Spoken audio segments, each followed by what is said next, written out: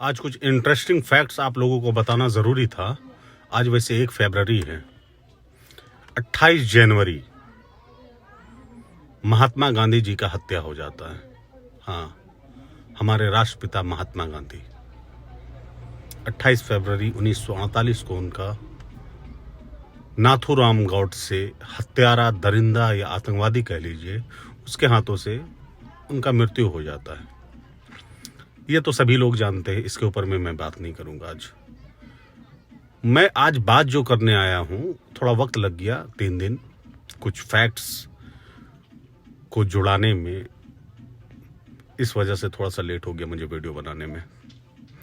और मैं जो भी बात करने जा रहा हूं उस पर जिसको भी अगर दिल करे केस मुकदमा कुछ भी करने का, तो बेझिझक होके जा सकते हैं। और हाँ, मेरे नाम पे नहीं कीजिएगा। एक वेबसाइट है जिस पास तक न कोई राज्य सरकार न केंद्र सरकार, आज भी 2024 में अभी भी आप खोलिएगा तो आपको मिल जाएगा वो चीज़ और आप देख सकते हैं। tribunehindi.com, पीपल्स वॉइस उसका नाम है वेबसाइट का। आप खोलिएगा, उसके ऊपर में सारा चीज़ पता चल जाएगा जो मैं अब बताने जा रहा हूँ, जो शॉकिंग है, जो मुझे नहीं लगता शायद बहुत लोगों को ये बात पता नहीं होगा। दिग्विजय नाथ नाम सुना है आपने? योगी आदित्यनाथ जी का तो नाम सुना ही होगा, उत्तर प्रदेश के जो अभी माननीय सीएम है। उनसे 2 पीढ़ी पहले, यानी उनसे पहले श्री अवैध नाथ जी और उनसे पहले दिग्विजय नाथ, यही वहां के महंत हुआ करते थे, जहां के अभी योगी आदित्यनाथ जी गोरखपुर मठ के महंत है। अब साल याद रखिएगा, साल याद रखना बहुत इंपॉर्टेंट है। 1894 में नन्हे सिंह के नाम से जन्मे उदयपुर में, इनको 1935 में इनको महंत का, योगी का उपाधि मिलता है गोरखपुर मठ में। उसके बाद में ये हिंदू महासभा में अधिकारी के तौर पे रहते हैं।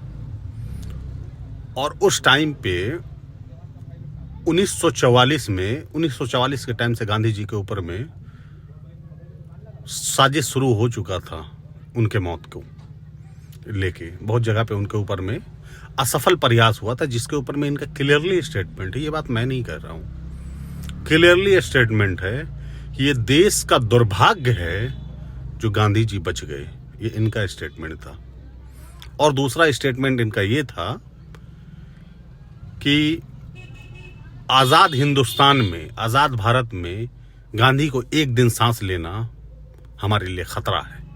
ये उन अब गौर से सुनिएगा और समझिएगा चीजों को। 1943 में दिग्विजय नाथ जी ने एक पिस्टल अंग्रेजी सरकार से, बजाते लाइसेंसी पिस्टल उन्होंने लिया अंग्रेजी सरकार से। उसके बाद में 1944 में उसने एक बजाते FIR लॉन्च करवाया कि उनका पिस्टल चोरी हो गया। जबकि उस जमाने में कहा जाता था कि इस तरह से लॉ एंड ऑर्डर और व्यवस्थाएं थी पुलिस की कि उस टाइम में घर से अगर किसी के एक जूता भी चोरी हो जाए तो उस टाइम में पुलिस 24 घंटे में खोज देती थी। लेकिन ये पिस्टल मिला नहीं। फिर जब 30 जनवरी 1948 को गांधी जी के हत्यारे गॉडसे ने, जब लोगों के साथ मिलकर, 11 लोग टोटल थे, उनके साथ मिलकर जब इस तरह का एक निहत्ते बूढ़े 78 साल के इंसान को जब पॉइंट ब्लैंक रेंज से इस तरह से दरिंदगी से मारा, तो जब इसका तहकीकात किया गया तो पता चला कि ये बेराटा पिस्टल जो है, ये वही पिस्टल है जो 1943 में लाइसेंस दिग्विजय नाथ जी ने लिया था और 1944 में उन्होंने इसकी चोरी की शनाख्त करवाई थी। अब देखिए, मैं इस पे कुछ नहीं कह रहा हूं। और फिर जो उसमें FIR जो लॉन्च हुई थी, उसका IPC का जो धारा लगा था 302, यानी कि हत्या। उसके बाद में 120 भी कॉन्स्पिरेसी।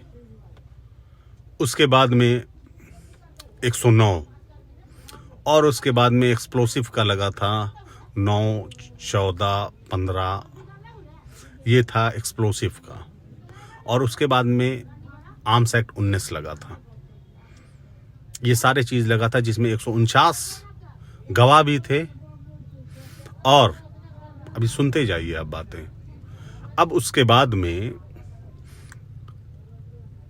एक ऐसा था, 11 लोग नामजद थे टोटल, जिसमें से एक ऐसा था जो कहने का मतलब है कि वो ये बन जाता है सरकारी गवाह, जिसका कारण उनको छोड़ दिया जाता है। बाकी 3 लोग एब्सकॉन्डेड हो जाते हैं, यानी फरार हो जाता है।